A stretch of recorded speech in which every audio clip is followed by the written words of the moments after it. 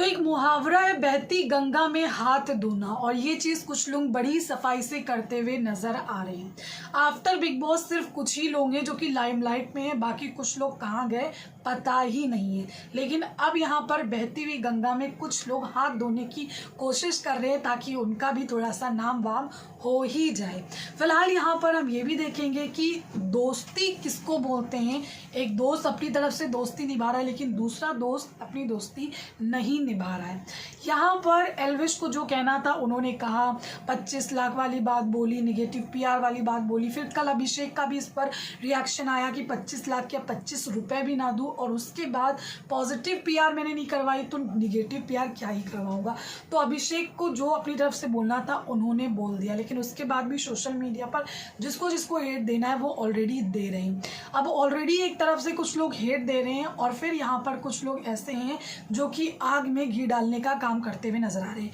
पहले बेबिका, एल्विश ने नाम नहीं लिया लेकिन बेबिका अपने मुंह से बोल रही है कि फुकरा इंसान निगेटिव पीआर करा रहा है। मनीषा का भी नाम ले रही है। उसके बाद फलकनाज भी सामने आ रही है, बहती गंगा में हाथ धो रही है, वो भी पोस्ट करी। और उसके बाद यहाँ पर जिया शंकर जो कि उन्होंने एक पोस्ट किया है, वो अपने टीवी एक्टर्स को यहाँ पर सपोर्ट कर रही है, अपने टीवी एक्टर्स कम्युनिटी को सपोर्ट कर रही है। लेकिन यहाँ पर ऑलरेडी एक कंट्रोवर्सी चल रही है जिसमें अभिषेक ने किसी का नाम नहीं लिया। बिग बॉस के घर में यही टीवी एक्टर्स थे जो कि यूट्यूबर्स का मजाक उड़ा रहे थे, और अब ये यूट्यूबर अभिषेक का क्या बोल रहा था कि मैं अपने यूट्यूब को बिग बॉस के घर में यूट्यूब कम्युनिटी को रिप्रेजेंट करने गया था, क्योंकि यूट्यूब कम्युनिटी को किसी ने भी इस तरीके से रिप्रेजेंट नहीं किया। और उसके बाद जब वो बाहर आते हैं, उन्होंने जो देखा वो उन्होंने बोला कि टीवी एक्टर्स ने यहाँ पर यूट्यूब चैनल स्टार्ट कर लिया, क्योंकि बिग बॉस के घर में यही टीवी एक्टर्स ने मजाक उड़ाया था। और यही टीवी एक्टर्स की अगर हम बात करें तो यहाँ पर एक यूट्यूबर फुकरा इंसान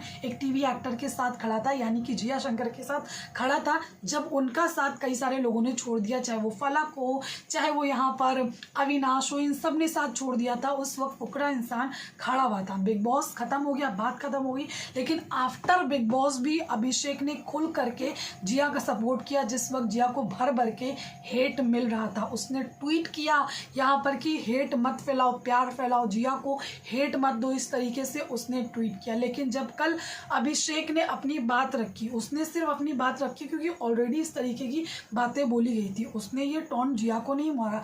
उसने अपनी बात रखी कि ये टीवी एक्टर जो कि बिग बॉस के घर में मजाक उड़ा रहे थे, इन्होंने बाहर आकर के खुद का यूट्यूब चैनल स्टार्ट कर लिया है।